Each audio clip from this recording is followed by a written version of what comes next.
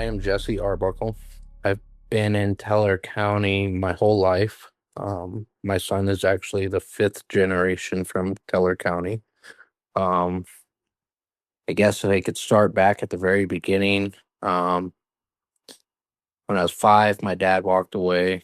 I've gone through many stepdads through the years. And the first stepdad that we had was very physically abusive. Um, We did not go to therapy or anything for my dad leaving. There wasn't much access to that back then. So we just kind of, as kids, we were told we had to deal with things and just kind of move on.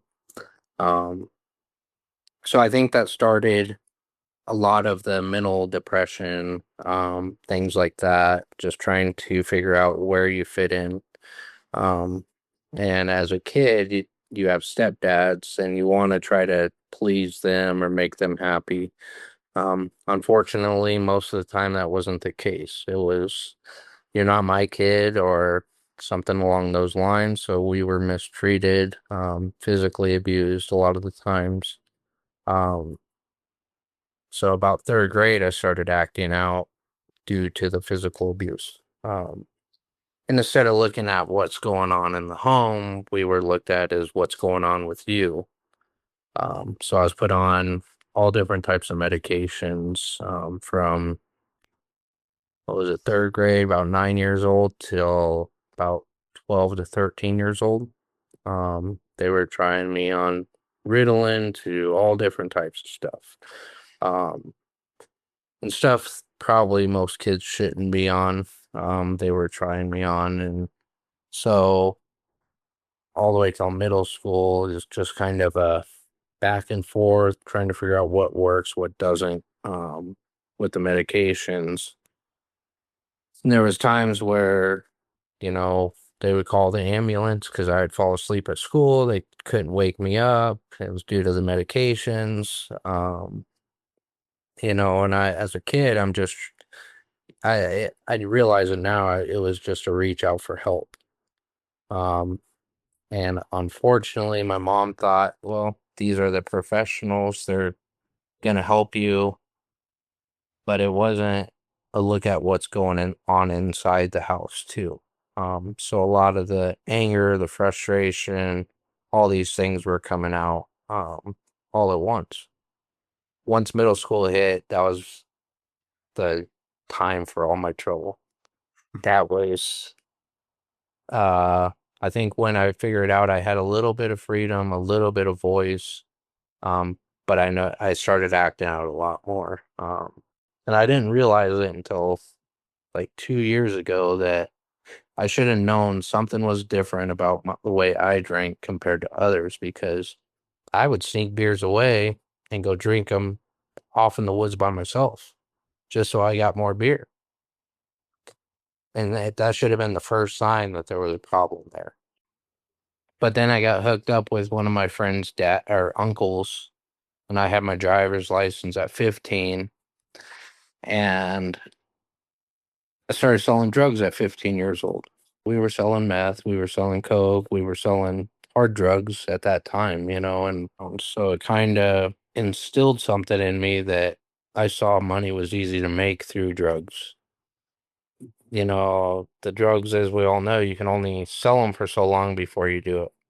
I didn't do the meth until later on in life, though.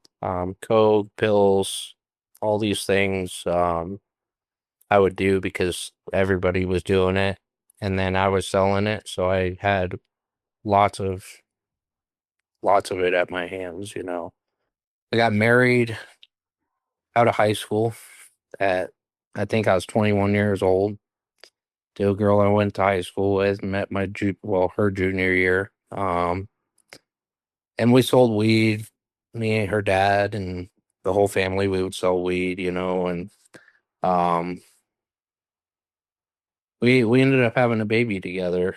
And we moved down to Alabama for roughly about a year, and I had to leave her because she didn't want to be with me no more, and I didn't know anybody down there, so I came back to Colorado. Um, and that really left a hole in my heart leaving my son behind. And so I came back here under the impression that, she was going to let me get him for the summers and birthdays or whatever. And that never happened. So it ended up being almost 8 years that I didn't see him. I just kind of lost my care, I think, for a while. I didn't have my son. My grandfather just passed. My mom's in a mess, and um, I just kind of went downhill. I started doing pretty much anything and everything I could. I ended up overdosing 7 times in 1 year. Um, and then I ended up moving to the Springs with a friend, and I started selling meth down there, and I got hooked up with all the wrong people, of course. And things were just horrible during those times. During the meth use time, it was completely miserable. And I remember I was having these dreams like, gotta get out of this. Life's gotta get better than this. Gotta turn things around. I called my mom and them. I says, I need help. I need to get sober. And the first time I was just told that I was a no good drug addict and I was a junkie and all these things. So obviously didn't get sober then. Um, but then I came up to Woodland Park and I talked to them face to face. I really need to change this. For like 2 months, we withdrawn, me and my ex did together in this little camper. We didn't have Medicaid or anything for detox. We didn't have any of that. So we detoxed the two of us together in this little camper. So I just started drinking really heavy. Um, and I mean, really, really heavy to where I was drinking close to 2/5 a day while still working and trying to provide for my family. Um, and on, what was it? 12/26 of 21, day after Christmas. I drank so much, me and my ex got in a fight. I put me and my son in the car and drove down the road and ended up wrecking the truck. The day I got out of jail, I went and enrolled into treatment and got into the doctor to get on some depression medication because I knew that I was self-medicating. I was self-medicating to get rid of depression and all these things. So that was the last day that I've had a drink. I've been sober for 4 years now. Um, I'm now a peer recovery coach, QBHA, and I help people get sober. So it's been a roller coaster, but it's, you know, on the recovery side of it, I see it as a blessing because I get to see where we've gotten to grow from all of this. We expect to recover and things get a lot better. I found that to be not necessarily the case all the time. Sometimes we have to watch our lives fall apart, and that way they can be rebuilt into something even better. So that's what I've gotten to do. That's what I've been doing for the last 4 years is rebuilding a life that, you know, to a life that I want, right? I don't want to escape this life. I want to continue living this life. And I see blessings out of this life. But yeah, the last 4 years they've been hard. Um, but they've been great. They've been the best 4 years of my life, even going through all of these things, all this stuff going on, and I still push through and I push through into, groups and whatever else I needed to do. Um, that that I feel was the most rewarding part of it because I just followed through. I could have looked at it as, okay, I can quit at any time and nobody would blame me. So I've been able to see blessings today because of that. Such a turnaround in life. I'm able to actually smile again and have some joy. And I did a lot of dirt in Teller County. I did a lot of bad things. I sold a lot of drugs up here, but I see a big turnaround, yeah, I still have those people that may not like me. Of course, I can't expect them to. Um, but through the years, I've watched the community support me, get to know me. Because I'm on Facebook, I'm out in the community, I'm out at events, I'm out talking to people every day. So I see a lot of support through that. I see a lot of people that really have seen the turnaround. So I do see a lot of support that I never thought I would get. Many people I've gone to school with, um, have reached out to me to get sober, so I've helped them. It's so rewarding, and you're right, it comes with a lot of mental stress, right? A lot of toll on you to watch people not succeed or, because then you question yourself or your abilities, but, ultimately their recovery comes to them. So there's just so much good, out of deciding to change life, right? Which the hardest part is I need help. Yeah, and that's what it's all about, right? If we can help one person, come out of this, then what we've gone through is so worth it.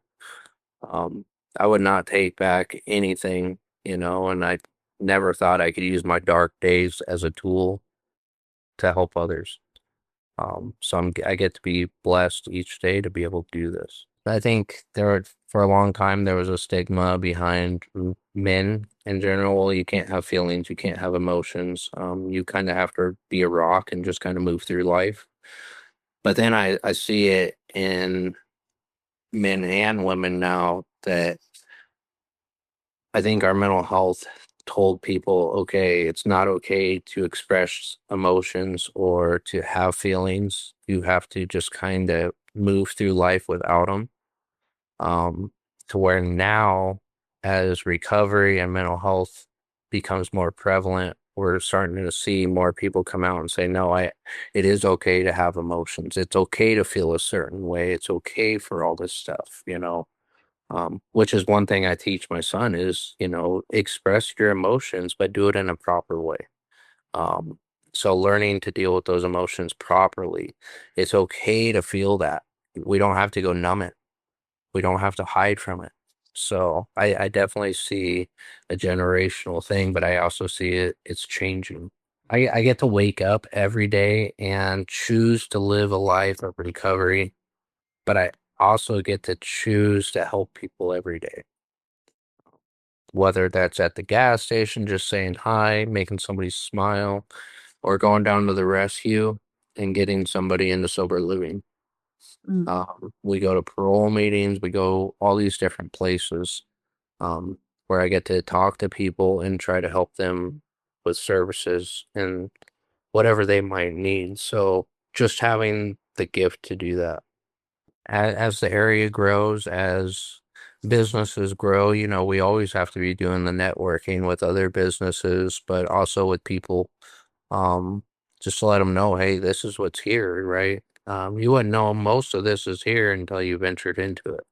We now have a substance abuse group, a SUDS group that's up here now. We're now doing DUI classes, DUI education, drug testing. We do all of that stuff now as well as coaching, therapy services, everything from couples therapy to individual, addiction therapy. So when you're first starting out into recovery or even finding help with mental health, the hardest thing is to figure out what's out there for you.